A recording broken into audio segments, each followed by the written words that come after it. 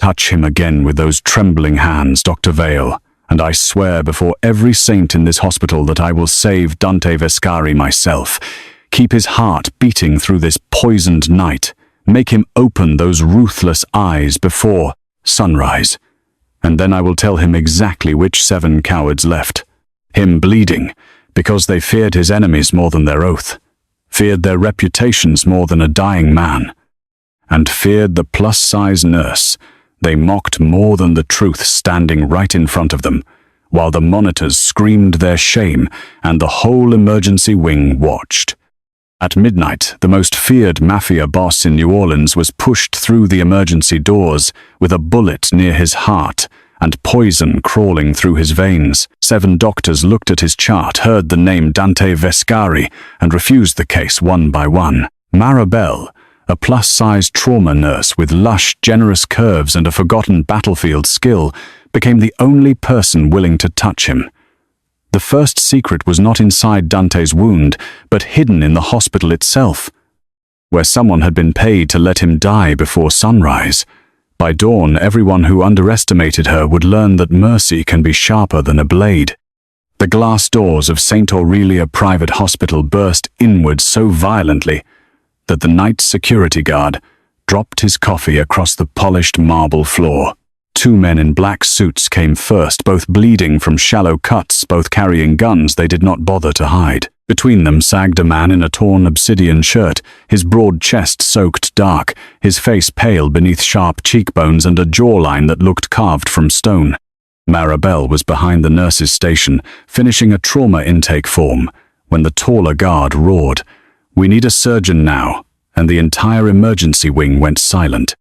Mara moved before anyone ordered her. She had been a nurse for 9 years, long enough to recognize the difference between panic and death, and this room smelled of both. Copper blood, expensive cologne, burned rubber from the ambulance bay. She stepped around a frozen intern, snapped on gloves, and pressed both hands against the wound beneath the man's collarbone. The patient's eyes opened for half a second, dark and fathomless, locking on hers with predatory calm despite the grey edge of shock on his skin. His lips barely moved, but his voice came out like gravel dragged over velvet. Not the hospital director. That was when Mara saw his name on the blood-smeared wallet one of the guards shoved across the counter. Dante Vescari. The Vescari syndicate was not a rumor in New Orleans. It was a shadow stitched into the docks, the casinos, the unions, and the old French quarter buildings, with balconies dripping iron lace. Nurses whispered his name the way children whispered ghost stories, but Mara did not have the luxury of fear. His pulse was thready. His breathing was uneven. A black-green stain spread around the torn edge of his wound, too strange for ordinary gunpowder, and something in her memory stirred hard enough to hurt. The first doctor to arrive was Dr. Lowell, still buttoning his white coat over wrinkled scrubs. He took one look at Dante, another at the armed men, and stepped back. "I am not operating on him," he announced, his voice cracking beneath false professionalism. "This facility is not equipped for organized violence." The second doctor claimed a family emergency. The third suddenly remembered a licensing restriction. The fourth refused because of security exposure. By the time the 7th physician appeared and shook his head without even touching the patient, Mara felt something cold and furious settle beneath her ribs, heavier than fear and cleaner than anger. Dr. Julian Vale arrived last, immaculate in a silver tie and a surgeon's confidence he wore like armor. Mara's stomach tightened, because Julian was not just the hospital's rising star. He was her ex-fiancé, the man who had ended their engagement by telling her she was too much woman for his future and not enough trophy for his career. He looked at Dante, then at Mara's bloodied gloves, and smiled with the lazy cruelty of someone seeing an old bruise. "Step away from the table, Mara," he said. "This is not a place for night nurses playing hero, especially not tonight." Mara did not move. Dante's blood was warm beneath her palms, and his pulse fluttered against her fingers like a trapped moth. "He has minutes," she replied, keeping her voice level, as orderlies, interns, guards, and 3 frightened administrators watched from every corner. Julian's eyes slid down over her body with a disdain he did not bother to hide. You barely fit between the crash cart and the bed, he murmured loud enough for the room to hear. Do not pretend those soft hands can handle a man like this. The insult struck with surgical precision, and Mara's throat closed around the pain. Laughter did not erupt. That made it worse. The silence grew thick, embarrassed and hungry, the kind of silence that waits to see whether a woman will break. Mara carried her curves with quiet confidence most nights, dressing her soft, round figure in navy scrubs tailored to move with her instead of hiding her. But Julian knew the old wound. He knew the years she had spent shrinking her voice, not her body, because men like him preferred women who apologized for taking up space. For one breath, she froze. For one breath, Julian won. Then Dante Vescari's hand closed around her wrist. His grip was weak from blood loss, but somehow still commanding, warm despite the cold sweat on his skin. Who put that look on your face? Dante rasped, his dark eyes, not on the wound, not on the armed guards, but on Mara's expression. Julian stiffened. Mara tried to pull free gently. You need to stay still. Dante's mouth curved with the faintest shadow of a smile, terrible and beautiful even near death. Answer me later, then. His gaze shifted to Julian, and the air seemed to drop 10 degrees. For now, listen to the nurse before you embarrass yourself further. Julian's face changed just slightly. Not fear yet. Calculation.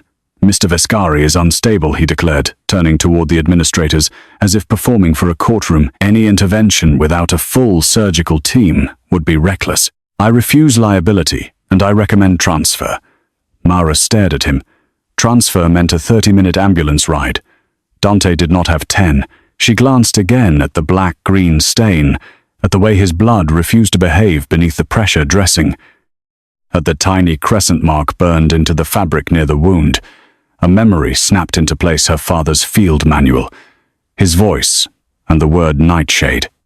Mara's father had been a combat medic before he became a quiet man who fixed boats on the bayou and drank coffee at 3 in the morning. He had taught her strange things when other children learned piano, how to hear breathing through chaos, how to read a room for exits, how to keep pressure steady when everyone else screamed. St. Aurelia knew her as dependable, plus-size kind Mara Bell, the nurse who brought extra blankets and remembered patients' grandchildren. It did not know she had spent 2 years in disaster zones after nursing school, stabilizing bodies under collapsing roofs, while doctors argued over who had authority. The second secret was stitched beneath the first. Mara had seen that black-green stain once before on a photograph locked inside her father's old metal box. It belonged to a failed assassination from 20 years ago, a poisoned round meant for a Vescari lieutenant, a case her mother had documented before, dying in a hit-and-run nobody investigated. Mara had never told St. Aurelia about the box, the photographs, or the coded initials written beside the chemical burns. Now one of those initials matched the expensive monogram on Julian Vale's cuff, J.V. Her breath caught, but Dante's pulse stumbled, and suspicion had to wait. He is not being transferred, Mara said, and the words came out colder than she expected. Julian laughed, once sharp and contemptuous. You do not get to decide that. Mara lifted her chin. Her lush curves filled the space beside the bed, not as weakness, but as presence. Mass. Anchor. Command. No doctor. His blood pressure decides. His oxygen decides. The poison on that round decides. You can sign your refusal, all 7 of you can hide behind policy, but I am invoking emergency protocol. The head administrator sputtered her name. Mara ignored him. She pointed to the intern. Call blood bank. Now. For the next 3 minutes, the emergency room belonged to her. Mara's voice cut through the fear with terrifying precision, assigning tasks, rejecting useless objections, and dragging obedience from people who had doubted her 5 breaths earlier. She did not perform miracles. She performed work. She controlled bleeding, ordered the antidote class stocked for rare toxic exposures, demanded imaging, and made the guards surrender enough weapons to let the staff breathe. Julian watched from near the doors, fury tightening his handsome face. Dante watched from beneath half-lowered lashes, and when Mara leaned over him to check his pupils, he whispered, "You have done this before." I have kept better men alive in worse rooms, Mara breathed, and she did not know whether that was arrogance or prayer. Dante's mouth twitched. Better men, healthier men, she corrected because banter was easier than terror. Then the monitors shrieked. The room convulsed into movement. Dante's back arched, one guard cursed in Italian, and Julian finally stepped forward not to help, but to grab Mara's arm. Enough. You are killing him. Mara turned so fast his grip slipped off her sleeve. No, she snapped. Someone tried to kill him before he arrived. I am trying to stop them from finishing inside my hospital. That sentence changed everything. The guard's attention sharpened toward the doctors. The administrator went paper white. Julian's expression flickered only for a heartbeat, but Mara saw it. So did Dante. Even dying, the Mafia boss noticed weakness the way wolves noticed blood under snow. Inside, he rasped. Mara did not answer directly. She reached for the tray, checked the sealed vial brought from pharmacy, and froze when she saw the tamper strip lifted and pressed down again. A cold pulse moved through her. This medication has been opened, she murmured. Julian stepped closer. You are hysterical. Mara looked at him with sudden, dangerous calm. And you are too interested. Julian's mask cracked into a smile that never touched his eyes. Careful, Mara. Accusing a surgeon because you are emotional will not end well for you. The words were polished, but the threat beneath them gleamed. Mara thought of every annual review where he had praised her compassion and questioned her judgment every dinner, where he had touched her waist like he owned the right to measure it. Every whispered joke about how confidence looked different on smaller women. Her hands shook once, then stopped. Get out of my treatment bay, she ordered. The room inhaled. Nobody spoke to Julian Vale like that. Not until her. Dante's guard, a broad man with a scar through one eyebrow, stepped forward with obvious pleasure. You heard the lady. Julian looked from the guard to the administrators, searching for allies and finding only fear. He backed away slowly, his silver tie still perfect, his smile still poisonous. When this man dies, it will be on your chart, he said. Mara did not look at him. When he lives, it will be on yours. The doors swung shut behind Julian, and for the first time all night, the people left in the room moved because Mara told them to. She became the pulse of the hospital. The next hour blurred into white light, sweating faces, the metallic rhythm of machines, and the low thunder of rain beginning against the ambulance bay roof. Mara stayed at Dante's side as they moved him into the restricted trauma suite Julian had declared unavailable. She had to argue with pharmacy, threaten administration with recorded refusals, and convince Dante's men that shooting frightened doctors would make her job harder. Through it all, Dante drifted in and out, sometimes muttering in Italian, sometimes watching her as if memorizing the shape of her in navy scrubs. At one point he murmured, "You take up space, like a queen." Mara almost laughed, but her eyes burned instead. "You are delirious." Dante's gaze lowered over her face, not her body with mockery, but her face with grave attention. "No, delirium would make me lie." She tightened the blanket around him and pretended the words did not hit somewhere deep and unguarded. There was no time for tenderness. The poison was slowing, not gone. The wound was stable, not safe. Outside the glass wall, the 7 doctors stood in guilty fragments, watching the plus-size nurse they had underestimated do the thing they had been too afraid to attempt. Conversation sputtered whenever she looked up. No one met her eyes. At 3:17 inches the morning, Dante crashed again. The monitors screamed so loudly Mara felt the sound in her teeth. The old fear tried to climb her spine, whispering that Julian had been right, that she was too emotional, too big, too much, too little. She crushed that voice beneath years of muscle memory. Her size, often treated as an inconvenience in narrow hallways and cruel rooms, became an advantage now. She planted her feet, lowered her center of gravity, and held steady while others jolted around her. She became immovable. "Stay with me, Vescari," she growled. "You do not get to die after making me argue this hard." Dante heard her. Somehow, through fever and poison and blood loss, he heard her. His hand found her wrist again, weaker, this time his thumb brushing once over her pulse. "Bossy," he whispered. Mara bent closer, checking his breathing.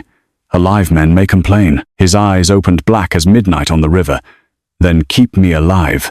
It was not a request. It was a vow offered from the edge of death. Mara nodded once, and the room snapped back into motion around her. By the time dawn turned the windows silver, Dante Vescari's pulse had steadied beneath her fingers, stubborn and real. The first sunrise did not bring peace. It brought consequences. At 642, St. Aurelia's board summoned Mara to a glass conference room that overlooked the city like judgment. 7 doctors sat along one side of the table with untouched coffee cups and faces arranged into concern. Julian stood at the far end, sleeves rolled just enough to suggest he had been working all night instead of obstructing. The chief medical officer folded her hands. Nurse Bell, your unauthorized conduct created catastrophic liability. Mara's uniform was stained, her curls pinned badly, her body aching. She said, "A patient is alive because I refuse to watch him die." Julian sighed theatrically. This is exactly the problem. Mara confuses emotional attachment with medical judgment. She has always wanted to be seen as more than she is. He let the sentence hang delicate and dirty. Mara felt every eye slide toward her curves, her bloodied shoes, her exhausted face. He had done this for years, wrapping cruelty in professionalism. 7 physicians refused, he continued. She ignored consensus. Mara looked at the doctors one by one. 7 physicians abandoned a critical patient after hearing his surname. A brittle silence followed. Then the conference room door opened, and every spine at the table went rigid. Dante Vescari entered in a wheelchair. He clearly despised wearing a black shirt beneath a masterfully tailored charcoal coat draped over his shoulders. He should have looked weak. He did not. Even pale, even bandaged, he moved the room around him like gravity. Behind him came 2 lawyers, 3 silent guards, and the scarred man carrying a tablet. The air dropped 10 degrees. Coffee cups stopped halfway to mouths. Julian's skin drained of color so quickly Mara almost felt sorry for him. Dante's gaze found her first softened for one devastating second, then turned to the board with lethal calm. "I hear you are disciplining my nurse." The chief medical officer stammered that they were reviewing procedure. Dante listened without blinking. His eyes were dark, predatory, fiercely intelligent, and utterly merciless. "Procedure refused me 7 times, he replied in a low, dangerous rumble. "Procedure left me bleeding under fluorescent lights, while frightened men protected their hands. Marabelle protected my life." Julian recovered enough to smile thinly. "With respect, Mr. Vescari, you were unconscious for much of the night." Dante tilted his head. "Not unconscious enough to miss you insulting the only competent person in the room." No one breathed. Mara's heartbeat kicked hard against her ribs. Julian's jaw tightened. "This is becoming inappropriate." Dante smiled, and it was the sort of smile that made powerful men remember unfinished prayers. "No, Dr. Vale. Inappropriate was calling a woman's body a reason to doubt her skill while my blood was on her hands. Inappropriate was touching her arm after she ordered you away. Inappropriate was a medication vial opened before it reached the trauma suite." The board froze. Julian's eyes flickered toward the tablet. Dante noticed. Mara noticed. The scarred guard turned the screen around, showing security footage of Julian entering pharmacy at 1206, 3 minutes before the vial was delivered. The room exploded into denials, gasps, and chairs scraping backward. Julian lifted both hands with practiced offense. "I checked the supply because nobody else was acting." Mara stepped forward, exhaustion burning away beneath clarity. "Then why did you reseal the tamper strip?" Julian's mouth opened. Nothing came out.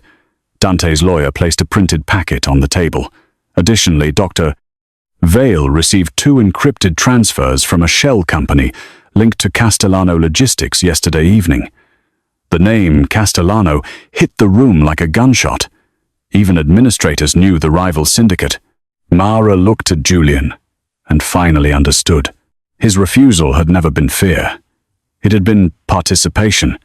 Julian abandoned charm for venom. "You think he cares about you, Mara. You are useful because you kept his empire breathing.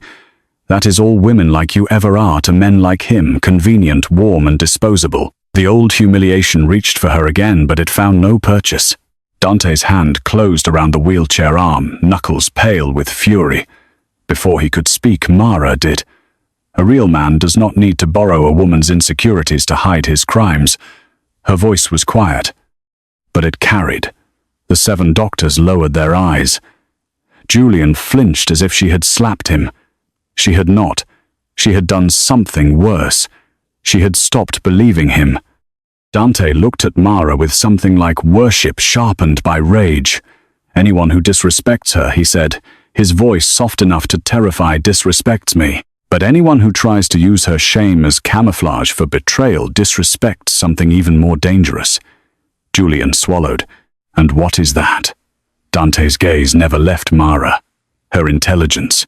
The police were not called by Saint Aurelia. They were already downstairs, brought by Dante's lawyers with enough evidence to make the board suddenly discover ethics. Julian was escorted out between 2 officers, his silver tie crooked at last, while every person who had watched Mara suffer watched him disappear. Mara expected triumph to feel brighter. Instead, it felt heavy, like setting down a burden she had carried so long her shoulders did not remember any other shape. She returned to Dante's private recovery room because she needed to check his vitals, not because she wanted to see the way his eyes followed her, like she was flame in a dark chapel. He was propped against white pillows, still too pale, still dangerous. You should be resting, she told him. You should be accepting my gratitude. I am your nurse, not your miracle. Dante's mouth curved. Mara Bell, you dragged me out of death while 7 doctors negotiated with cowardice. That is a miracle. She checked his pulse professionally, though his skin was warm beneath her fingers, and his attention made the room feel 20 degrees hotter. You need observation for at least 48 hours.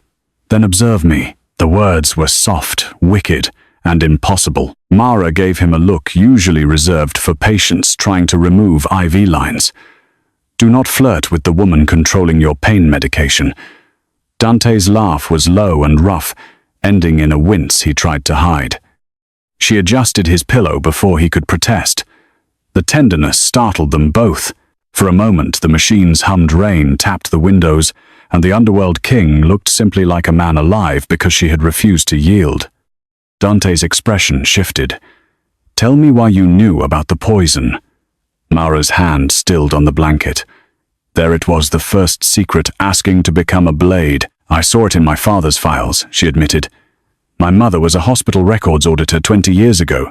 She found evidence that poisoned rounds were being tested through fake emergency cases. She died before she could testify. Dante's face went utterly still. Her name, Elena Bell. The silence that followed was not empty. It was full of ghosts. Dante closed his eyes once as if the name hurt. My father owed Elena Bell a debt, he murmured. He never told me why. Mara stepped back. Your family knew her. My father's ledger mentioned an EB who saved his brother from a poisoned bullet and refused payment. Dante's voice roughened. He wrote that she was the only honest person in a room full of purchased men. Mara's throat tightened. The photograph, the initials, the old metal box. What she had thought was only grief might have been a map. Dante watched her carefully. Someone revived an old method to kill me. Someone inside this hospital helped. And someone chose the one night Elena Bell's daughter was on shift. The room seemed to tilt. Mara whispered, "That means I was not an accident." By noon, Julian Vale's downfall had begun its layered descent. First came safety. His badge stopped working before he reached the physician's parking garage, leaving him pounding on the locked stairwell door while reporters gathered beyond the glass lobby.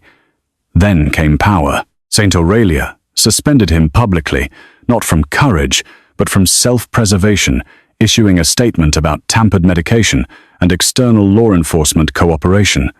Then came money. His accounts were frozen under investigation for illicit transfers, and the luxury apartment he used to flaunt in front of Mara suddenly became a cage with cameras outside. Still, Julian had one talent left. He knew how to blame a woman. He gave a statement through a side exit jaw bruised from stress rather than violence, hair deliberately disheveled for sympathy. Maribel became emotionally involved with a dangerous patient, he told the cameras. I tried to protect the hospital from her recklessness. The clip spread through morning news like smoke. By afternoon, strangers online debated her body, her competence, and whether a plus-size nurse had been seduced by Mafia money. Mara watched 10 seconds of it in the nurse's locker room before turning off her phone. She did not cry. That surprised her. The words hurt, but they no longer defined the borders of her world. At 5:00, a matte black box waited on the bench where Mara usually dropped her lunch bag. No delivery slip, no courier. Just her name written in sharp black ink. Inside lay a deep crimson wrap dress, made of heavy silk tailored not to compress or conceal, but to celebrate every lush curve Julian had tried to turn into evidence against her. Beneath it was a note on thick ivory card. A queen should never attend her own reckoning in borrowed armor. Wear this tonight. My driver will collect you at 7. Mara stared until another nurse whispered, Is that from him? Mara closed the box slowly. Unfortunately, yes. She told herself she would not go. She told herself Dante Vascari was dangerous, that gratitude from men like him came wrapped in chains, that crimson silk was not a summons she had to obey. Then she found a second note tucked beneath the tissue paper, this one different. It contained a copy of her mother's initials beside a date, a room number, and the name of St. Aurelia's current board chairman. The old case had not died with Elena Bell. It had grown wealthy. Mara looked at her reflection in the locker room mirror, at the woman of glorious substance, staring back with tired eyes and blood under one fingernail. Fine, she whispered. One night, the Vascari driver took her not to a nightclub or a mansion, but to the private upper floor of the Hotel Lavo, where the Mississippi curved black and silver beyond tall windows. Mara stepped from the elevator in crimson silk, and every conversation in the room died at once. Men in bespoke suits lowered their gazes. Women with diamond throats paused mid-sip. The whispers that usually followed her body were gone, replaced by a startled respect that felt almost like weather changing. Dante stood near the window in a midnight blue suit, bandaged but upright, solid as iron beneath bespoke fabric. When he saw her, his breath visibly stopped. Mara, he said, and her name in his gravelly baritone sounded less like greeting than surrender. She lifted an eyebrow because trembling would give him too much power. You should be in bed. I was, Dante replied. Then I remembered the woman who saved my life was walking into a room of enemies. His gaze moved over her, once slow and reverent, without ownership, without apology, without reducing her to pieces. That dress was made correctly. Heat climbed her neck, correctly. To honor what lesser men tried to shame, Mara looked away first, because tenderness from a criminal was more dangerous than threats from a surgeon. Dinner waited untouched on a long table, blackened redfish, warm bread oysters on crushed ice figs glazed with honey and coffee strong enough to resurrect saints. Dante did not eat much. Mara noticed and scolded him, automatically sliding a plate closer. His men stared as if she had put a leash on a wolf. Dante obeyed, which frightened them more. Between careful bites, he showed her documents gathered from old hospital archives. Elena Bell had uncovered a network of paid medical professionals who treated criminals, politicians, and businessmen in secret. Dante's father had protected some names. St. Aurelia's chairman had protected the rest. Julian was merely the newest hand on an old machine. Why show me Mara? Asked, fingers tight around her coffee cup. Because this began with your mother before it reached me, Dante answered. Because you deserve truth before revenge. And because I need you to tell me what I am missing. The last sentence startled her more than the rest. Men like Julian had asked for her labor while dismissing her mind. Dante, ruthless and wounded, asked for her judgment. Mara read the files, slowly seeing patterns in admission times, medication codes, and false transfers. The old battlefield part of her brain woke again. These are not random emergencies, she murmured. They are rehearsals. Someone is preparing another hospital death. The doors opened before Dante could answer. 2 guards dragged Julian Vale into the room, no longer immaculate. His coat was gone, his tie missing, his eyes red with sleepless terror. He tried to sell a flash drive to Castellano men. At the service entrance, the scarred guard reported. Julian dropped to his knees when he saw Mara in crimson silk beside Dante, and something in his face broke. She did not look like the woman he had mocked under fluorescent lights. She looked powerful, soft, magnificent, and entirely beyond his reach. "Mara," he pleaded, voice cracking. "Tell him I helped you. Tell him I tried to stop the wrong people." Mara looked down at the man who had spent years teaching her to doubt her own reflection. She searched for rage and found only a clean, distant pity. "You opened the vial." Julian shook his head violently. "They threatened me. Castellano said they would ruin me." "You were already ruined," Mara replied. "They only offered you a stage." Dante moved beside her, silent grace of an apex predator, but he did not interrupt. This was her moment, and somehow he understood. Julian crawled forward until a guard blocked him. "Please, you are a good person. Save me." Mara's voice remained steady. "I saved my patient. I am not here to save your reputation." Julian's expression twisted, desperate enough to become honest. "Your mother was no saint. She took money from Vescari." Mara's pulse kicked. Dante went still. Julian saw the effect and lunged for it. "That is why she died. She was part of it." For 1 second the room blurred at the edges. Then Mara remembered the note in her father's box, the refusal of payment, the phrase, "only honest person." She reached into the file stack and pulled the ledger page Dante had shown her. "No," she said softly. "Elena Bell received money because she was placed under protection. Your chairman listed it as a bribe after she died." Dante's lawyer stepped forward, adding another document to the table. Dr. Vale's flash drive contains edited records designed to frame Elena Bell and Mara Bell as compromised witnesses. Julian's mouth trembled. The last layer of his strategy collapsed in plain sight. He had not only tried to kill Dante, he had tried to bury Mara's mother a second time. Mara stood over him, crimson silk falling around her like a flag, her curves engineered for silk and power. "You had years to become a better man," she whispered. "Instead, you became a smaller one." Julian bowed his head, finally out of words, and the guards took him away. After the doors closed, the room remained silent. Not frightened, silent, reverent silent. Mara walked to the window because her legs suddenly felt untrustworthy, and the river below glittered with reflected city lights. Dante followed slowly, careful with his wound, stubborn enough to make her glare through tears. "Do not tear your stitches trying to brood dramatically," she murmured. He huffed a laugh, then stood beside her without touching. "Are you afraid of me, Mara Bell?" The question arrived low and serious, stripped of flirtation. Outside, a boat horn moaned across the water. Inside, every guard pretended not to listen. Mara considered lying. Dante was violence wrapped in elegance. Power poured into a wounded body, a man who could destroy lives with phone calls and silence. She should have been afraid. Part of her was.